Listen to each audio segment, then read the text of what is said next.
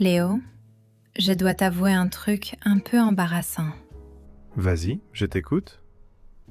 Hier, j'ai mis un podcast français en fond pendant que je faisais la vaisselle.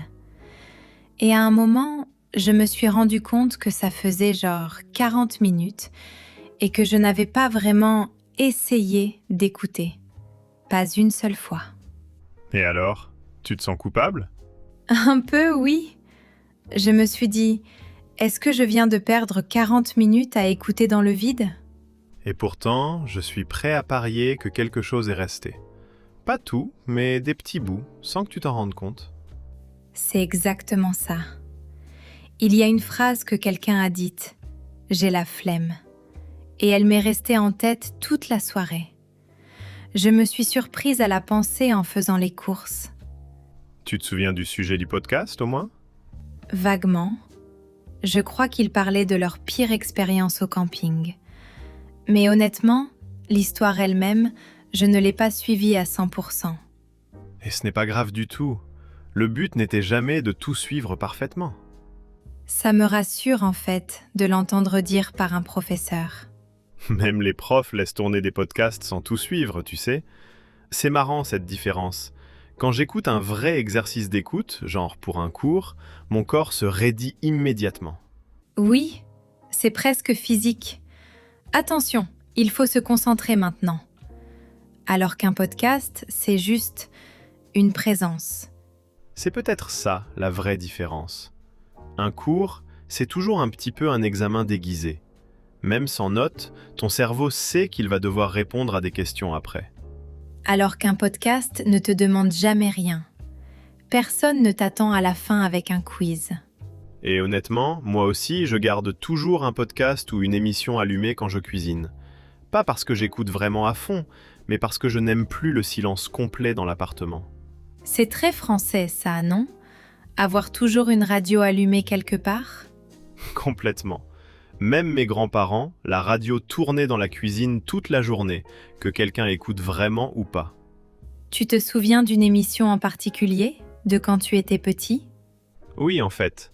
Une émission de blagues, le dimanche matin, pendant que ma mère préparait le déjeuner. Je ne comprenais pas toujours les blagues, mais l'ambiance, elle, je m'en souviens encore parfaitement. C'est beau ça. Le souvenir n'est même pas dans le contenu, il est dans l'ambiance. Ça donne une impression de compagnie. Comme si quelqu'un discutait tranquillement à côté de toi. Exactement. Et d'ailleurs, si vous découvrez notre chaîne aujourd'hui pour la première fois, bienvenue. On parle souvent comme ça, de tout et de rien, avec un peu de français glissé dedans. Et beaucoup de nourriture, quand Léo se laisse distraire. C'est un sujet sérieux, la nourriture. La dernière fois, tu as passé 5 minutes à débattre du meilleur fromage pour une raclette. Et j'avais complètement raison d'ailleurs. Tu sais ce qui m'a le plus choquée en fait, la première fois que j'ai vraiment écouté du français naturel ? Ça ne ressemblait à rien de ce que j'avais appris en cours. Comment ça ? Genre, dans mon livre, c'était toujours « Bonjour, comment allez-vous aujourd'hui ? » « Je vais très bien, merci. Et vous ?» Des phrases parfaites, complètes, polies. Et dans la vraie vie, personne ne parle comme ça. Genre, imagine quelqu'un dire ça à la boulangerie. « Bonjour, comment allez-vous aujourd'hui ?» Tout le monde reculerait, un peu effrayé. Alors que dans la vraie vie, c'est plutôt « Salut, ça va ? Ouais, ça va, et toi, ça va ?» 3 « ça va » dans la même phrase, sans même y penser. Et il y a tous ces petits mots qu'on n'apprend jamais à l'école. Bah, quoi, enfin, genre.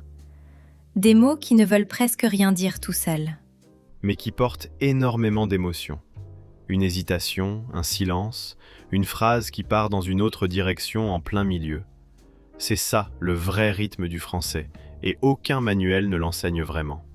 C'est bête, mais je me suis presque sentie trahie la première fois. Comme si on m'avait appris une version un peu fausse de la langue.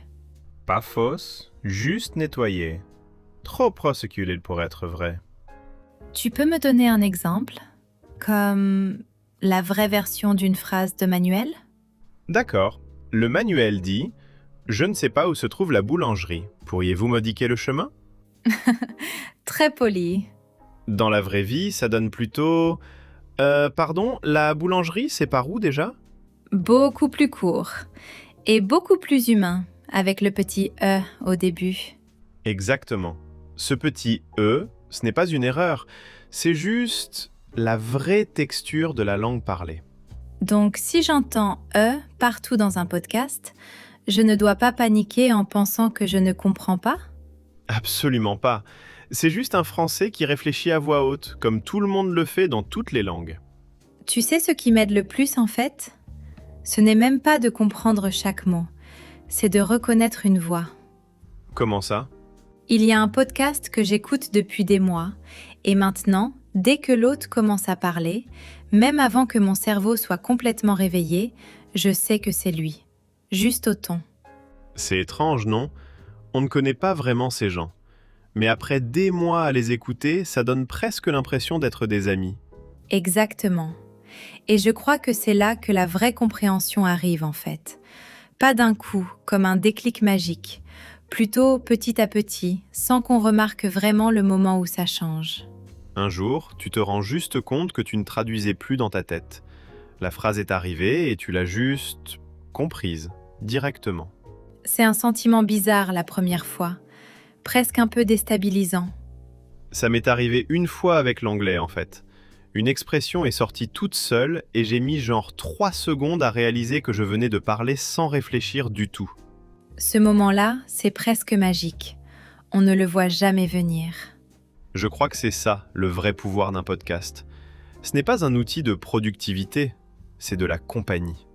Et honnêtement, je pense que beaucoup d'apprenants n'ont pas besoin d'une méthode de plus.